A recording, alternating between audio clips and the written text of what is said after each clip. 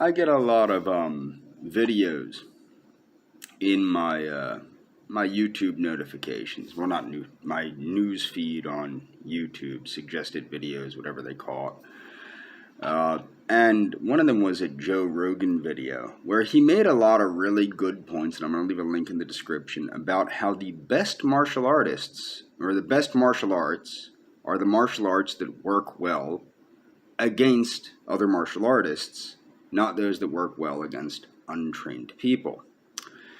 And he's right. He is right to a large extent, and I agree with him. But it's funny because I was reminded, while he was saying this, I was reminded of an interview with the bodybuilder Frank Zane. Now, a lot of people might not know who Frank Zane is. He's a classic bodybuilder. A lot of people probably will know who Frank Zane is.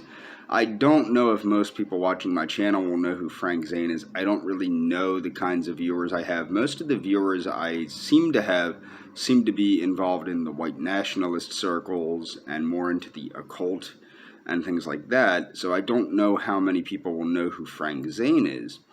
But Frank Zane took up weightlifting and bodybuilding and conditioning for self-defense. And it's interesting because what I would say the best form of martial arts for well, that was the thing. Rogan's video was about the best form of martial arts for self-defense. And he was talking down about Krav Maga. People know my views on Krav Maga. I think it's very unlikely that you will find a Krav Maga, somebody that's really good at Krav Maga, whatever that would look like, defeating somebody that's really good at judo or really good at karate or really good at jiu-jitsu or really good at hapkido or really good at taekwondo. I don't think you're going to see that. I agree wholeheartedly with Joe Rogan in that respect. I do think combatives are much better for the average person to learn and use in a self-defense situation because they're a lot quicker to learn and a lot more easily implemented. But I don't really consider Krav Maga to be combatives. I just don't. I don't think that it's on par with the Marine Corps style martial arts and things like. You have a lot of this Navy SEAL stuff floating around that isn't really Navy SEAL stuff. And my point is you can find the declassified video trainings on YouTube, and you can also find declassified manuals from the Marine Corps and the Army.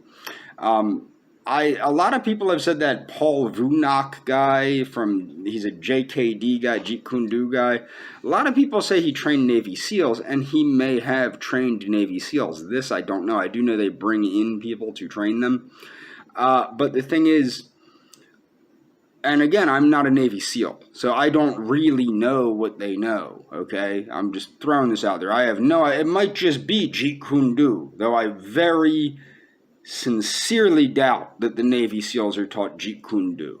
My presumption is, like other branches of the military, they are taught the more modernized forms of Defendo, like what was created by William Fairbairn, which is present in the Army hand-to-hand combat manuals and the Marine Corps hand-to-hand combat manuals and these things. I think I could be very wrong. I could be completely wrong. I don't know any Navy SEALs. I've never asked any Navy SEALs. Well, I've met a lot of people claiming to be Navy SEAls, but I don't personally know any Navy SEAls. But for all I know, who knows, they could be doing Dan Ensenado Jeet Kune Do or Bruce Lee Jeet Kune Do and be like,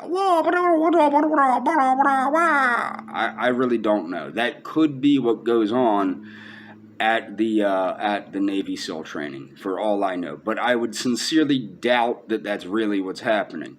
My presumption is that it's a more practical form of combat, similar to what is taught to the Marines. It's probably the exact same thing that's taught to the Marines, in my opinion. Again, my opinion is not an expert opinion. I don't know what they're teaching to Navy SEALs. I don't know. But back to Frank Zane. Now, with Frank Zane, I think what was a very interesting thing and something that I came to understand as a martial artist and as somebody that was stronger than a lot of other martial artists is that strength and conditioning, I would say first and foremost, the most important system of self-defense, and it's not a system of self-defense, is strength and conditioning. And there's a lot of methods toward achieving strength and conditioning. There's the traditional weightlifting and cardio aspects that are practiced by, the generic bodybuilder method of strength and conditioning. And then there is also, in karate, there is a lot of aerobic capacity. Not enough, and this is, I will be the first one to say this, nowhere near enough time is spent in any karate school that I'm aware of on conditioning, okay? And a lot of people will say, well, you can't gain this much strength calisthenics, and yes, you can if you're doing them, okay? But the thing is, see, this is why I never got into karate, because I can't tolerate a lot of this stuff. I have my own way of looking at things. And if it were up to me, if I was scheduling a karate school schedule, I would have people coming in 6 days a week, and I would have 3 days of those being some type of technical training, particularly and this is the other thing, I would focus entirely on self-defense and conditioning, the two things that matter the most, okay, to me. And that is completely out of whack with karate, okay?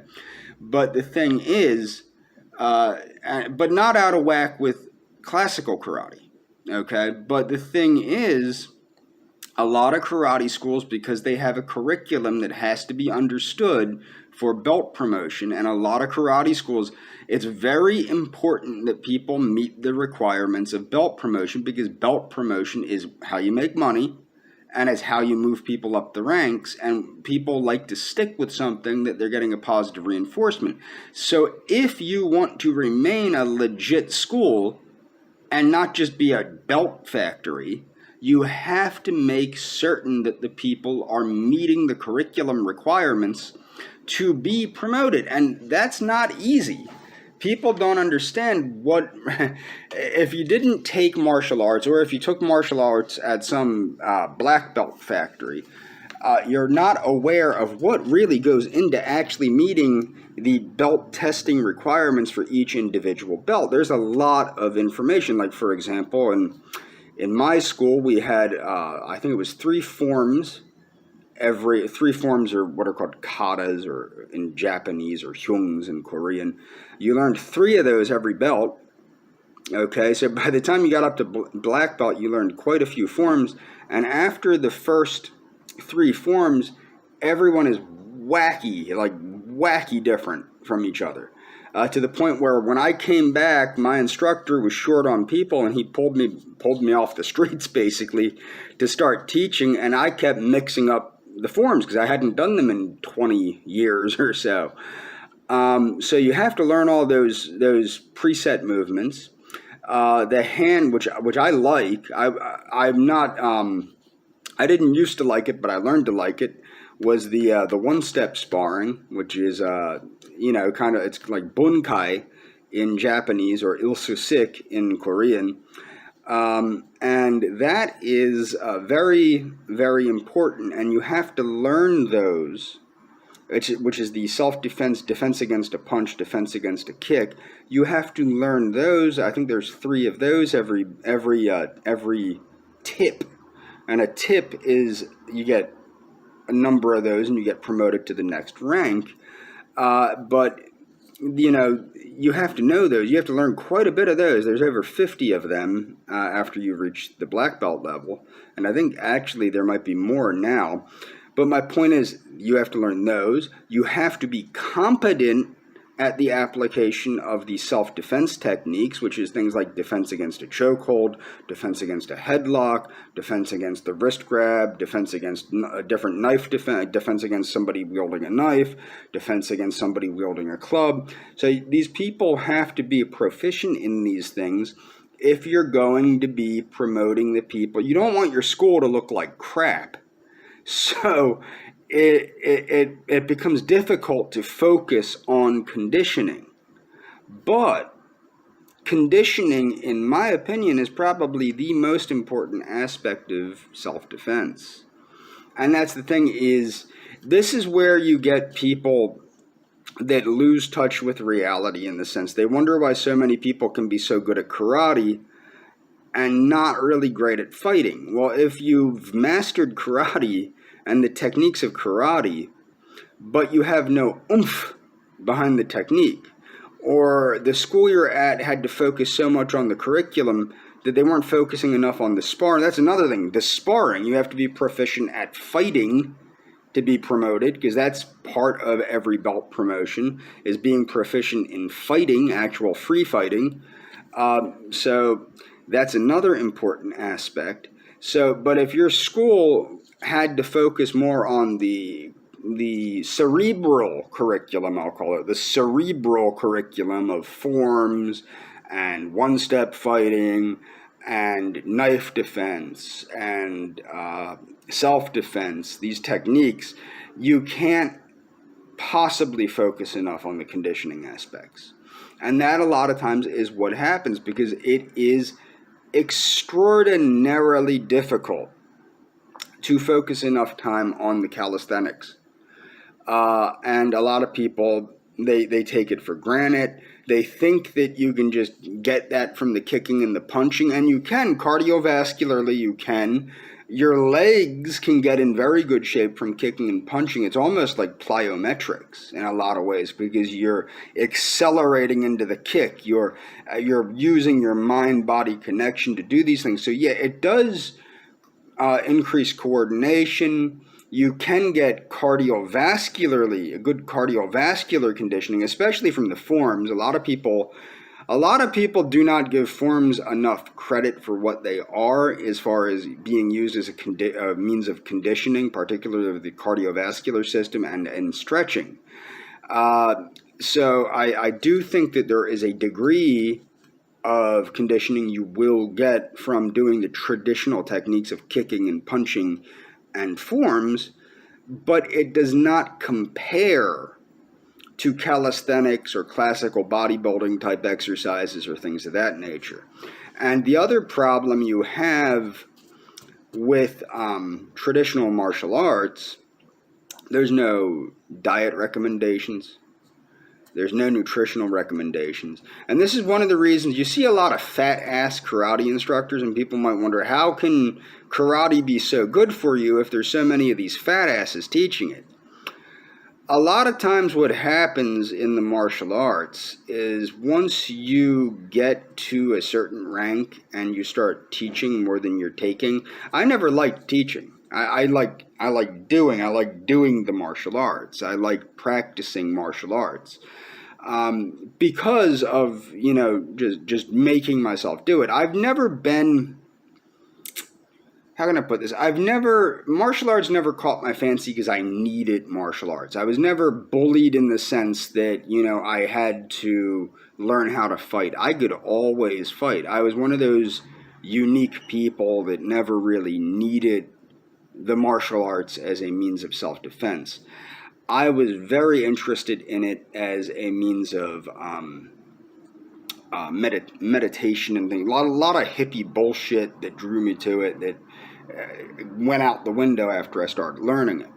But when you can make your body do some of the things that you can do through martial arts, like some of the acrobatic techniques and things like that, it changes your sense of self a lot, and it makes you realize your body can do a lot more than you thought it could do. You have to remember, when I first went to martial arts, the primary reason I was put in martial arts by my parents is I was a fat slob. That was the reason why. I mean, I'm being blunt. I was a fat slob, and my parents were concerned for my health. So they put me in martial arts because I didn't like sports. I had already gotten, after joining the martial arts, that's when I started taking up weightlifting, because I couldn't do anything. I'm naturally a very flexible person, so the flexibility was already there, but I couldn't do any of the techniques because I had bad knees at the time. I had a bad back. It was because of all the extra weight I was carrying. And this is when I was 13 years old. No, 11 years old. And then I lost all my weight by about late 12 years, like almost when I was 13. But the way I lost it was not through karate. It was through weightlifting and a low carbohydrate diet, a non-calorie controlled low carbohydrate diet similar to the Atkins diet. Basically was the Atkins diet, but I didn't know it at the time. So that's how I lost all my weight. I went from like over 300 pounds down to 145 pounds, and which was too light actually. And I stayed very skinny for a long time. But the way I really lost that weight was through fanatical weightlifting and fanatical adherence to a diet that was basically just meat and vegetables, meat, fish, chicken, animal products, not really too much dairy, but animal products. I did eventually start drinking a lot of dairy, a lot of protein shakes, but that wasn't how I originally lost the weight. It was more with whey protein was added later, but I ate primarily like meat and vegetables, fish and vegetables, chicken and vegetables. And when I say vegetables, no potatoes, no grains, no nothing like that. It was literally this and vegetables. And people wonder how I went from that to being a vegan and blah, blah, blah. That was a personal ethical decision of mine. And later I found out about the health benefits of veganism. But my original decision to become a vegan was based entirely on, it was an ethical choice of mine. And obviously as I became less fat, when I became an adult, because I became a vegan or a vegetarian, pescatarian in my early 20s, I realized, you don't really need meat to be that healthy if you're doing other things. I knew that long before, and I learned that from personal training. I became a personal trainer, and that's when I realized veganism and a plant-heavy diet is anyway, a plant-heavy diet in general is what's recommended by all the governments of the world and the World Health Organization, plant-centered omnivorous diet. So obviously meat does not have to pay that much. Meat should not be taking up that much of your plate. However, for somebody like me that was metabolically challenged due to a bunch of psychotropic medicines that I was put on, such as things like Depakote and Haldol and lithium, and that were damaging my metabolism, that's when you need to start looking at how can we implement a different diet for somebody that is metabolically challenged. Well, you can do that with veganism too. It just takes a little more work. But I'll tell you what, as dedicated as I was to that diet, I would have had no problem dedicating myself to another diet because it was a life or death situation at the time. But ultimately, that's the downside. That's why you see a lot of fat-ass karate instructors, is because there's no adherence to an eating plan usually.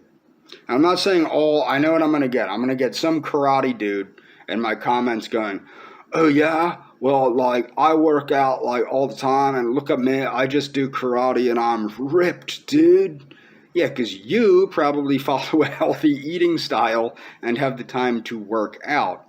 Not saying that a lot of the instructors don't have the time to work out. I'm just saying they choose not to, or have the warped belief that all they need to do is do some kicking and punching during class as they're demonstrating it, and hi-ya, they're going to be, the poster child for martial arts, or turn themselves into a 120-pound soaking wet Bruce Lee overnight.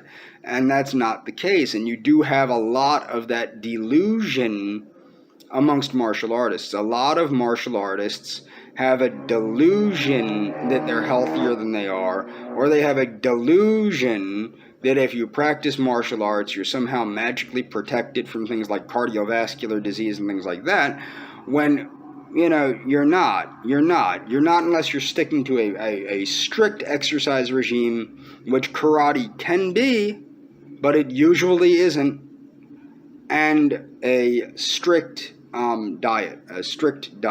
And what kind of diet? Why not the Okinawan diet? Why not go full-fledged karate? There we go, some karate diet, Okinawan diet. Actually, Jesse Enkamp, that dude that I said was one of my favorite martial arts YouTubers, he has a blog and a video about the Okinawan diet and why Okinawan diet is so good for you to do karate long time. Yes, you can do karate long time. If you love it long time, you can do it long time if you follow Okinawan diet long time. Okay?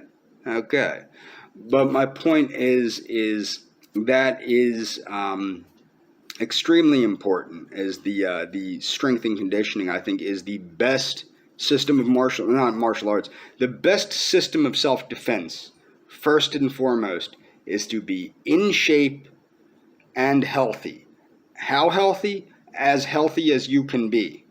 How do you do that? Like I said, strict adherence to healthy eating habits and to an exercise regime that can be either the classical bodybuilding type workout, or what is the classical bodybuilding type workout? The classical bodybuilding type workout is certain power moves, such as the deadlift, certain isolation type moves, like the power moves would be like the deadlift, the overhead press, the bench press, the power clean, things like that. This builds up the power.